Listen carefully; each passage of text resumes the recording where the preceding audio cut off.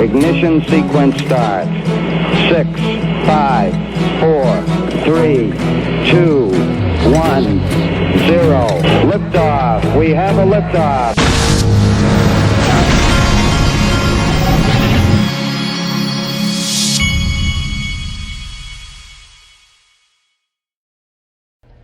Hey everybody, this is the Digital Asset Investor, and I have the heating and air guy on his way. They had to order a part, and they are going to fix my heating and air system, and so I might have to cut this video short, but we shall see. One other thing that's going on in my house, and I don't know if it goes on in your house, my wife just had a couch recovered, and she recovered in white, which means that I now have one more piece of furniture that I'm not allowed to sit on. So I have a living room and a den that have fabric on chairs and couches, and I'm not allowed to sit on them. I can't sit in the chair and eat dinner and watch a Braves game because this is nice furniture. Well, what in the hell are we buying the furniture for?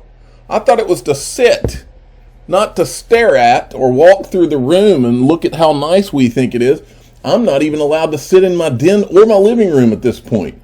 Everything I can sit on the couch in the den, but that's about it. And so there's not enough there's not enough seats for me to sit there with a group unless it's a special occasion. But I don't want to sit in my den to watch TV on special occasions. I want to do it all the time. Am I the only one dealing with this? Okay, so anyway, luckily for me, my wife does not listen to this channel, so she doesn't hear me rant. For those of you that don't know, my wife has never listened to a full show of mine because it's the same. I've said this before. It's the same premise. You know, when your kid gets on stage to do a school play or something, you're literally holding onto your seat because you're worried that they're going to mess up. Well, my wife can't listen to my radio shows for the same kind of reason. Okay, now, Hester Pierce, right here, she had tweeted this out yesterday. I showed you how Mr. B had asked her a question. Now, listen, I have a problem with all this. Look, I know that Hester Pierce is one of the good guys at the SEC, but we still have this Ethereum elephant in the room, and Hester Pierce won't address it either. And I don't think that it's right, because I think that you've got a situation here where people are questioning their government institutions because they know that the truth is not being addressed. And so I asked Hester Pierce this, and I'm not being rude to her. Hey, Hester Pierce, can you explain to me how Ethereum is decentralized when Joseph Lubin himself has said he is leading several teams in the transition to Ethereum 2.0? Are they not in the process of issuing another security right under your nose? And then you go down here. Here it is right here, okay? This is the video right here. Listen. Between Ethereum 1.0 and 2.0. So it will be a brand new system, and there's a sort of boot up plan being built. And a few days ago, so there are 8. So they've got a plan. Different teams that are currently building. Look, here's what 8 teams. A few days ago, so there are 8 different teams that are currently building one of the major phases. Sounds like a pretty coordinated common enterprise to me. Of Ethereum 2.0. So there are 3 phases in computer science. They've got phases, they got a plan, they've got 8 teams. Let's start from 0. So there's phase 0, phase 1, and phase 2. Phase 0 is this proof of stake mechanism. And so we have a team. There are 7 other great teams. Another team. A few of the teams have test nets, and there's a single test net. They're testing. Put together so that our teams can get together and get integrated. Current plan is that we pair off, we integrate, get in sync. Now they're integrating and getting in sync. How do you get in sync if you're decentralized? How are these teams coordinating the way he's describing if you are radically decentralized the way he says? The fact, Jack, is that they're not decentralized and never were, and everybody knows it. Hester Pierce knows it and won't say a word about it. So at what point do we ask, well, okay, she's a good guy. Well, she works for Gary Gensler. Well, then address Ethereum. Call Gary Gensler out. Say, look, Hester, you've already called him out. You already came out and said you disagree with him. Well, disagree with him on Ethereum. Come out and tell us, what is Ethereum? Is Ethereum decentralized? This is not decentralized. I'll let you finish. Otherwise, and keep doing that until everybody's on that test net, which is already live. So probably going to happen within a very small number of months, so certainly by the end of this year. So it'll really be live with real value. You, Hester, and look, I'm being as respectful as possible here, and I'll show you. I had a dialogue down here with a guy. That's not me. See, no, we don't need this kind of stuff. Look, I think it's funny, but we still don't need it. Okay, but anyway, this guy was expressing a concern and how she's one of the good guys. And look, I agree in principle there. Okay, and I'm not trying to get on Hester's back. That's not what this is about. But I want to be explained to where we're wrong on Ethereum, because we're not wrong. And this is a problem. It's extremely relevant, and to ignore this elephant in the room creates questions about our government and trust in our institutions. And I said, thanks. We can politely ask questions and present facts for their comments. I'm just baffled that they refuse to answer any obvious questions about Ethereum. The people deserve more. The industry deserves more. You can't sit here and say we've got clarity, and then in the other side of your we can't address any certain security. Well, it's our personal opinion. We can't say talk about any particular digital asset. I can't say anything because there's an investigation. Well, there's not an investigation of Ethereum, Hester. So let's hear you explain it. Tell us about Ethereum. I want to know why Ethereum. I want to know why you think Ethereum's decentralized, and I want to know specifically why you think Ethereum 2.0 is not a security issuance in process.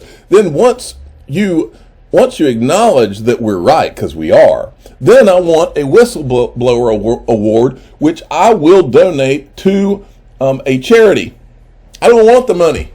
I just want to donate the whistleblower money to a charity. I already said on this channel, one time Mr. B had said something. So I said, I'll donate it to the charity of Mr. B's choice. Okay?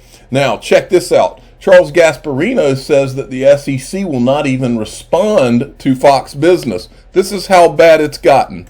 This volume was not done real well, folks. This is Tim at TimR614.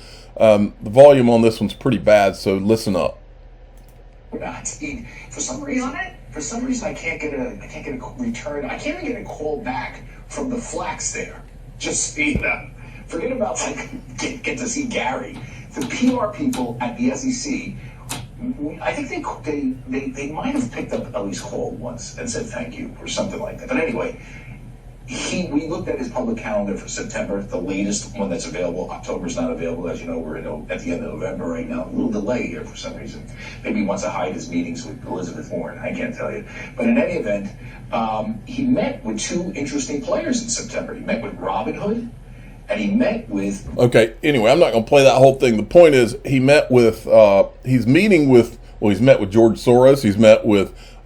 in fact, here, John Deaton retweeted my tweet about how he met with Jamie Dimon. He said, 61,000 XRP holders with no connection to Ripple have asked for a brief meeting with Gary Gensler and nothing. Apparently, one Jamie Dimon is more important than 61,000 individual holders. And then there's this. Folks, everybody knows the Ethereum thing is bullcrap. Listen to this. I think this is in front of Congress. I am not only a researcher of digital asset markets, I am also a user of them. I have used large exchanges. I have used so-called decentralized finance platforms, or DeFi. I have tried out layer 2 solutions, and I have bridged from one blockchain to another. And my impression as a user and a student of these systems is that while many claim that this is the future of finance, it looks a lot like the history of finance to me. The space is full of intermediaries and rent-seeking. For example, if you wanted to swap one crypto asset for another on Ethereum today, you'd have to pay over $100 to a miner to execute your transaction on the Ethereum blockchain. If you wanted to do it last week, it might have cost you hundreds of dollars to do so. If you are a large entity, you can also front-run transactions by effectively bribing the miners. You can essentially up the transaction fee that you want to pay to the miner, and they will execute your transaction before others.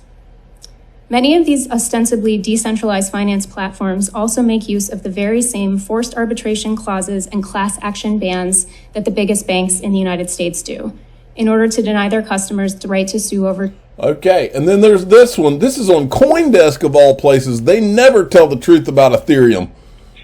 So I know the founders quite a while now, and we were already working with them. Some of our own employees are using DeFi on Ethereum and Solana, and their testimony was compelling. The fees on Ethereum are just too high, and some of them are doing NFTs as well, where the fees are quite high. Solana is fast and inexpensive, and it has a growing community of DeFi projects and others doing very interesting things. So our approach is multi-chain. We're not picking a winner. We're not saying, goodbye Ethereum, where basic attention token started and still is useful. We're saying let's add chains, and basic attention token is already. That's the brave co-founder, folks.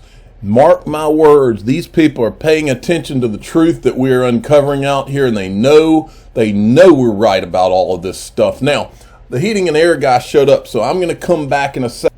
Okay, I'm back to it. So I want to show you this tweet by John Deaton. This is a good one. I went all the way through this. Rarely do I. Sometimes these big, huge tweet threads I get halfway through, even when they're good, and I kind of just go on to the next thing. But this one was awesome. John says, we know for a fact that Hinman met with Consensus Lawyers, the co-founder of Ethereum and founder of Consensus, Joseph Lubin, on December 13th, 2017. This meeting took place during the very height of the ICO prosecutions by the SEC. We know for a fact that Ether held the world's first ICO in 2014, 3 years prior to the first Hinman meeting. We know that there were 3 to 4 more meetings before the Hinman speech, including on June 8, 2018. We know Ether investors helped write the speech. We have the videos. We know on June 8, 2018, after meeting the SEC, Joe Lubin predicted that some projects were going to receive bad news from the SEC. We know Ripple was one of those projects, but a year before the SEC sued Ripple, it filed its most successful ICO enforcement action. On October 2019, the SEC sued Telegram. Now here he goes into Telegram and how they were sued, and basically there's no kind of consistency. The way they're treating Telegram versus Ethereum, and this is the core of the issue. And this is why nobody will talk. This is why the SEC won't talk to Charles Gasparino, because they can't answer for this. They know they can't answer for it. This is the reason we keep pounding it, because we know they can't answer it, because we know that what they've done is not based in truth. It's based in something else, and we don't know exactly what, but it's not based in truth. And this is the reason we keep screaming for a level playing field. We're not out to hurt anybody I'm not out to hurt anybody associated with Ethereum. I can promise you that. All I want is a level playing field, and until that level playing field is had, we're going to keep pounding it. We're going to keep pounding the truth, that is. Now, somebody's bringing in the big guns now, folks. Hillary Clinton at Bloomberg's New Economy Forum issues a warning on cryptocurrency. What looks like a very interesting and exotic effort has the potential for undermining currencies, for undermining the role of the dollars as reserve currencies, for destabilizing nations. There's a whole new layer of activity that could be extremely destabilizing, or in the wrong hands or in alliances with the wrong people could be direct threats to many of our nation state and certainly to the global currency markets, she said. Interesting stuff. Now, I've been telling you about Link2 and the private equity on Link2, but one thing I haven't talked about before is something my dad taught me when I was younger. My dad used to have a Merrill Lynch brokerage account, and this is back before the internet days.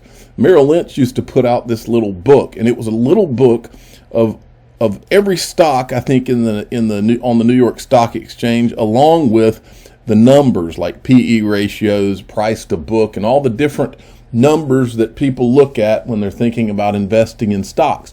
And my dad taught me how to value invest. And he back then, Warren Buffett was admirable. Now he's some different person, in my opinion. But back then, everybody admired him. And back then we were, his whole thing was to invest in undervalued value stocks, is what they called them. Well, I want to read for you something. They've still got the Ripple private equity on the platform. I mean, it keeps becoming subscribed, and then they're adding some more onto the Link2 platform, which is, by the way, one of my sponsors, linqto.com. okay? But I want to read to you a thing that was sent to me on Ripple stock and on XRP. This is worth you hearing, so listen up. Is Ripple, the title is Ripple Undervalued? In December 2019, Ripple Labs was valued at $10 billion in its Series C equity round. At that time, Coinbase was valued at $6 billion and Robinhood at $8 billion. Today, Robinhood is trading in the public market at a value of $31 billion, while Coinbase is at a staggering $93 billion. Investors who get into Robinhood and Coinbase at those private market valuations, including Link 2 members, have made a handsome profit. Yet today, Ripple Labs trades at below its $10 billion valuation from 2019. Why? Because of the price suppression due to fear, uncertainty, and doubt, FUD. The SEC's enforcement action has stopped Ripple from enjoying the same rocket ship rise in value that have driven Robinhood and Coinbase to their current heights. And then it says XRP also held back. It's no different than what's happened to XRP, the cryptocurrency that powers Ripple's payment system. XRP has significantly lagged Bitcoin and Ethereum in its value growth. But with that comes opportunity to buy the dip. Because when the SEC suit is settled, as most legal analysts believe it will be, Ripple and XRP valuations will need to catch up with the market. And that's a whole lot of catching up to do. The charts above tell the story. And I can get you guys these charts. Just ask me for them. The charts above tell the story of Ripple and XRP's price suppression. Lots of people fled the room when the SEC walked in with its lawsuit. But Warren Buffett is right. If there is fundamental value in something, you want to be buying it when it's relatively cheap because others are fearful. We've talked about that on this channel before. Be greedy when others are fearful. If you believe this, you've probably been loading up on XRP to take advantage of the situation. Now you can do the same with Ripple's equity. While there's still FUD and stock's relatively cheap, before Ripple goes public and gets fully valued in the way that Robinhood and Coinbase did. This is how, I'm done reading it now, but this is how I'm thinking. This is how I think about things. When I hear, I literally was at my hunt club the other night, and these guys are asking me about Shiba Inu. And when I hear that, that's a red flag, folks, for a few reasons, but the main two are, one, I know Shiba Inu is a meme coin, and it's not doing what it's doing because of any real utility, or any real infrastructure. Two, because when everybody's talking about it is not the time to buy, folks. And guess what everybody's not talking about right now? You know what, in my opinion, you know what everybody's not talking about? They're not talking about XRP. And you know what else they're not talking about? XLM. These are the two that I'm focused on right now. Because traditionally, XLM moves with XRP. The two I'm looking at is XRP and XLM. And also, I'm locked on what these guys at Link 2 are talking about. I got some of this Ripple private equity recently because what I just read to you is 1,000% correct. Ripple's undervalued. XRP's undervalued. The most undervalued private equity out there, these are my opinions, the most undervalued digital asset out there is XRP, and right behind it XLM, in my opinion. When they move fast, like John Deaton said, faster, further, quicker. They move faster than everything, and XLM tracks XRP a lot of the time, most of the time. I'm the digital asset investor. I'm not an investment advisor. This is for entertainment purposes only. Please subscribe, hit the like button, and tell your friends and family that, in my opinion, the most undervalued digital assets on the planet Earth are XRP and XLM. And there's one other reason they're the most undervalued. They are the two, more than any of them, that work.